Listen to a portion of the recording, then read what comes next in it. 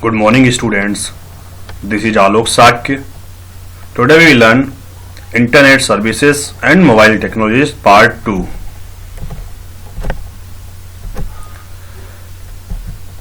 In the previous chapter, you learn about emails and browsers and search engines.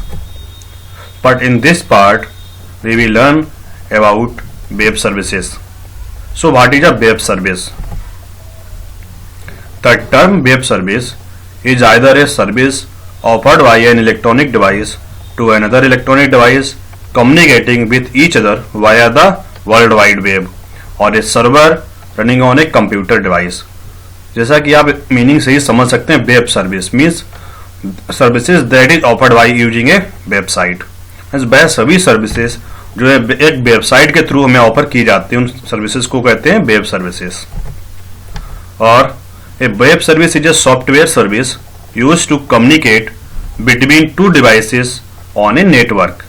More especially, a web service is a software application with the standardized way of providing interoperability between disparate applications. It does so over HTTP using technologies such as XML, SOAP, WSDL and UDDI. जैसे हम बात कर रहे हैं यहाँ पे websites की, तो आपको तो पता ही है वेबसाइट्स हमारी इतनी भी हैं, हमेशा HTTP पे कमांड करती हैं, हाइपर टेक्स्ट ट्रांसफर प्रोटोकॉल। जब भी हम एक पेज से दूसरे पेज पर मूव करते हैं तो HTTP की नीड होती है हमें। तो अदर टेक्नोलॉजीज है XML, SOAP, WSDL and UDDI, इनके बारे में भी हम पढ़ेंगे। So web services, first one is XML. What is the meaning of XML and what is the use of XML? Extensible Markup Language is the full form of XML. It is a markup language that defines a set of rules for encoding documents in a format that is both human readable and machine readable. Second one is SOAP. SOAP stands for Simple Object Access Protocol. SOAP is a method of transferring messages or small amounts of information over the internet. SOAP messages are formatted in XML and are typically sent using HTTP Hypertext Transfer Protocol. तो जैसे कि आप देख सकते हैं, तो SOAP का basic काम क्या होता है? जो भी हमारे स्मॉल मैसेजेस होते हैं या स्मॉल इंफॉर्मेशन होती है, उसको एक सिस्टम से दूसरे सिस्टम में सेंड करना। और जितनी भी SOAP मैसेज होती है XML में डिजाइन किए जाते हैं। Next one is WSDL. It actually stands for web service description language. A WSDL is an XML document that describes a web service. तो ये हमारा XML का ही पार्ट होता है। XML जो भी हम text, user defined text use करते हैं, उसको किस तरह से यूज करना, ये सब कुछ हम WDS में सीखते हैं। Next one is UDDI. UDDI stands for Universal Description, Discovery and Integration. UDDI is an XML based standard for describing, publishing and finding web services. So what is web service? How it works? जैसा कि हमने आपको last topic में पढ़ाया था, client server architecture, right? तो इसमें होता है कि हमारे जो कंप्यूटर होते हैं, मोबाइल होते हैं या टैबलेट्स होते हैं, इसको बोलते हैं क्लाइंट कंप्यूटर। जब भी हम अपने क्लाइंट कंप्यूटर से वेब सर्वर जहाँ पे हमारी सभी वेबसाइट्स कलेक्ट की जाती हैं, स्टोर की जाती हैं, तो जब भी हम अपने क्लाइंट कंप्यूटर से कोई भी रिक्वेस्ट सेंड करते हैं, इसको कहते हैं HTTP रिक्वेस्ट। और तो वेब सर्वर क्या करता है? HTTP रिस्पॉन्स में देता है और हमारी क्लाइंट कंप्यूटर पे या क्लाइंट सिस्टम पे आउटपुट शो हो जाता है। Next topic is chat. So what is chat? Google is launching an Android chat service to replace SMS using a new standard called Rich Communication Service or RCS. Chat will allow users to send high-resolution photos, videos, and GIFs, receive read receipts, and see when the person they are texting is typing or reply. जैसा कि आप जानते ही हैं, जो हमारे पास पुराने mobile phones आया करते थे, सिंपल मोबाइल फोन, उसमें हम क्या करते थे? ओनली कॉल्स कर सकते थे और चैट कर सकते थे। चैट वो भी simple text only, that is maximum 140 characters we can send. एक बार में सिर्फ 140 कैरेक्टर ही या 140 कैरेक्टर ही सेंड कर सकते थे। अब गूगल ने न्यू सर्विसेज लॉन्च की हैं, जिसके थ्रू हम ऑडियो, वीडियो, टेक्स्ट, इमेजेस कुछ भी सेंड कर सकते हैं। जैसा कि आप देख ही सकते हैं, WhatsApp, Facebook and many other platforms are also there. तो वहाँ पे हम कुछ भी सेंड कर सकते हैं, चाहे आपके फोटोज हों, वीडियो हों, इमेजेस हों, टेक्स्ट हो। और जैसे आपने देखा, जैसे कोई जिसको हम सेंड कर रहे हैं, अगर वो हमारा मैसेज पढ़ लेता है तो जो ब्लू, व्हाट्सएप में देख लीजिए आप, जो ब्लू कलर के टू टिक लग के आते हैं और ब्लू हो जाते हैं। And when the person they are texting is typing a reply. और कौन सा पर्सन कब टाइप करता है, जैसे वो कोई टाइप कर रहा है ऑनलाइन होता है तो हमें दिखाई देता है कि ही इज टाइपिंग समथिंग। तो it is a part of chat. तो different types of chats we have, Facebook, Messenger, WhatsApp, Skype, simple text and many more. Next topic is email, electronic mail. We have already read email in detail in the previous chapter. An email is a digital message sent electronically from one computer to another computer using internet. So you can see in the pictures that there are different types of mail servers that is offering the service of email. Next topic is video conferencing. What is the meaning of video conferencing? Video conferencing means conduct a conference between two or more participants in different sites by using computer network to transmit audio and video data. For example, point to point means two persons. Video conferencing system much works like a video telephone. There are two types of video conferencing. First one, point to point. Second one, one to many point. Means point two point में क्या होता है, एक person किसी एक person से ही बात कर रहा हो, सिर्फ दो पर्सन ही लाइन में होते हैं। जैसे कि वर्ड समझ सकते हैं कॉन्फ्रेंसिंग। कॉन्फ्रेंस का मीनिंग होता है मोर देन टू पर्सन। तो यहाँ वीडियो कॉन्फ्रेंसिंग में वन टू मैनी का भी कंसेप्ट हम यूज करते हैं मोस्ट टाइम, जब हम एक से ज्यादा लोगों के साथ जो डिफरेंट लोकेशंस पर अवेलेबल है उनसे बात कर सकते हैं। जैसे कभी आप देख सकते हैं हमारी सीनियर क्लासेस में जूम एप्लीकेशन के थ्रू पढ़ाया जा रहा है। तो जूम एप्लीकेशन का एक वीडियो कॉन्फ्रेंसिंग सॉफ्टवेयर है, जिसमें सभी टीचर्स अपने होम पे हैं, स्टूडेंट्स अपने होम पे हैं।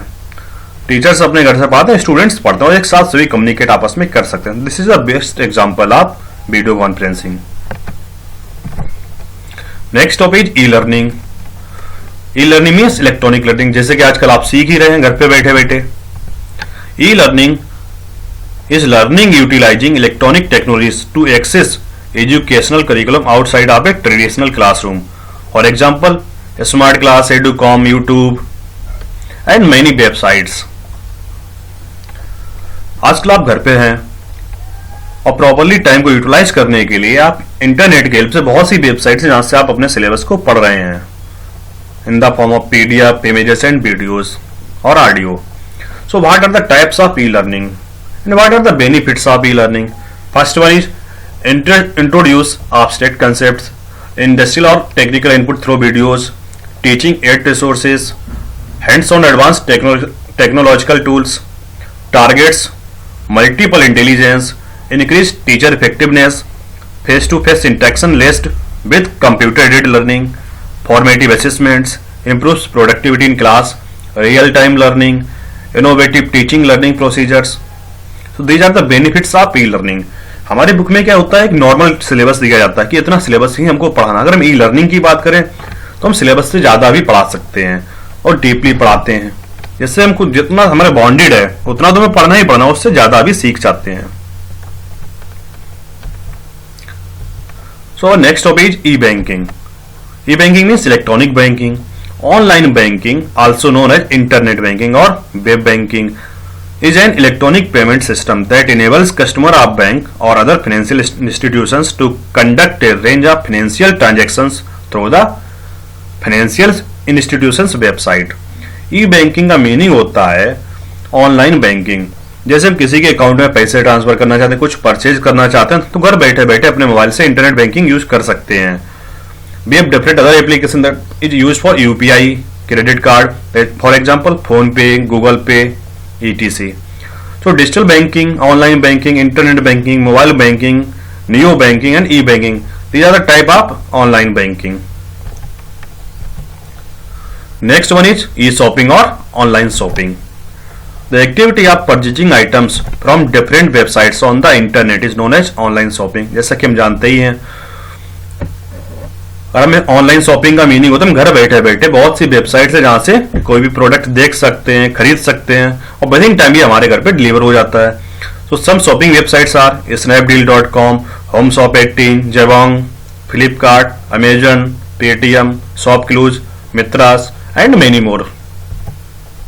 Next one is e-reservation. E-reservation means online reservation. Online reservation refers to the process that helps users to reserve movies, bus, train and airline tickets as well as hotel rooms through the internet. For example, air ticket, railway, bus, hotels, theaters, etc. तो ये सभी tickets हम आसानी से घर बैठे बैठे book कर सकते हैं. And most important topic of this chapter is e governance. So what is e-governance? Electronic governance or e-governance can be defined as the usage of information and communication technology by the government to provide and facilitate government services, exchange of information, communication transactions, and integration of various standalone systems and services. Hence, e-governance delivers smart government. Smart government means S for simple, M for moral, A for accessible, RT means responsive government. So this is the simple funda of e-governance, smart. तो basically e governance होता क्या है? Government की जो भी services हैं, government जो भी सर्विसेज यूजर्स के लिए, पब्लिक के लिए एक्टिवेट कर रही है, बिजनेसमैन के लिए अलाउ कर रही है, वो सभी इंटरनेट की हेल्प से हमें घर बैठे मिल जाएं. जैसे कि आजकल आप देख ही सकते हैं, बेस्ट एग्जांपल है आरोग्य सेतु ऐप. अगर हम अपने आप को चेक करना चाहें कि हमें कोरोना से संक्रमित हैं या नहीं है, तो आसानी से हम अपना टेस्ट कर सकते हैं. ऐसे बहुत से एप्लीकेशंस हैं जहां से हमें गवर्नमेंट की इन्फॉर्मेशन, गवर्नमेंट की जितनी वेबसाइट्स हैं वहां से कुछ ना कुछ इन्फॉर्मेशन मिलती है जिसको हम अपने यूज में ले सकते हैं. It is called e governance. तो types of e governance. First one is government to citizen, means government to public. The primary goal of government to citizen is to provide facilities to the citizen. It helps the ordinary people to reduce the time and cost to conduct a transaction. A citizen can have access to the services anytime and anywhere. Second one is G2B, government to business. The government to business is the exchange of services between government and business organizations. It is efficient for both government and business organizations. Third one is government to government, G2G. The government to government refers to the interaction between different government departments, organizations and agencies. जैसे कि आजकल आप देख सकते हैं देश में हमारे लॉकडाउन हो गया है, तो कोई भी कहीं नहीं जा सकता. बस government to government e governance का हम कंसेप्ट यूज करके आपस में एक दूसरे से बात करते हैं. जो भी एक दूसरे को मैसेज देना होता है डिलीवर करते हैं और अपना घर बैठे काम कर रहे हैं. मीन्स अपने अपने ऑफिस से हम अपना काम कर रहे हैं. Next is types of e-governance. This is the last one. Government of employee. Government to employee, G2E. So government to employee aims to bring employees together and improvise knowledge sharing. G2E provides online facilities to the employees, likewise applying for leave, reviewing salary payment record and checking the balance of holidays. Our next topic is e-groups. E-groups means electronic groups.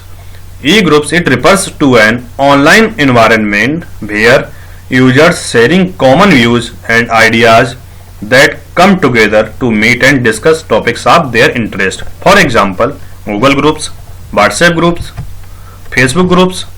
So these are the groups where you can share your ideas and those people who are added with you will reply according to them. Thank you guys. Thank you so much.